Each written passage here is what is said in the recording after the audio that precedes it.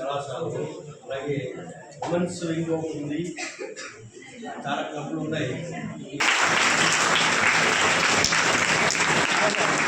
చాలా బర్త్డే అయింది అంటూనే చాలా గ్రాండ్గా చేశారు ఆయన చాలా పనులు.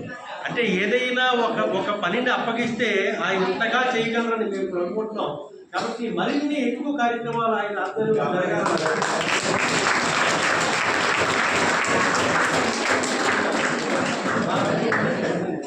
ఇలా చదువుతున్నారు పిల్లల్లో ఎక్కువ మోటివేషన్ కార్యక్రమం పట్ల రెడ్ క్లబ్ అనేటువంటి ఆధ్వర్యంలో ప్రత్యేకంగా క్లబ్ 79లో భారతదేశ ప్రభుత్వం ఏర్పాటు చేసింది. ఎందుకు ఏర్పాటు చేసిందంటే HIV ఎయిడ్స్ పేషెంట్ కోసం వారి అవేర్నెస్ ప్రోగ్రామ్ పెట్టడానికి ఏర్పాటు చేసింది. ఇటీవల కాలంలో దానికి ఇంకోటి తోడైంది డ్రగ్. ఈ విషపూరితమైనటువంటి పదార్థాలు, గంజాయి, ఈ రకరకాల పదార్థాలు, మత్తు పదార్థాలు కొంత గ్యాంగ్ ఎక్కువైపోయింది.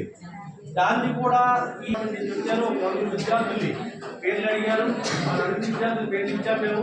వాటికి రకరకాల పోటీలు ఉన్నాయి, జిల్లా స్థాయిలో, రాష్ట్ర స్థాయిలో కూడా ఉన్నాయి. మంచి మంచి కూడా ఉండేవారు గట్టిగా మాట్లాడుకుంటే. కాబట్టి వేశ్యావృత్తి ఎక్కువగా ఉండే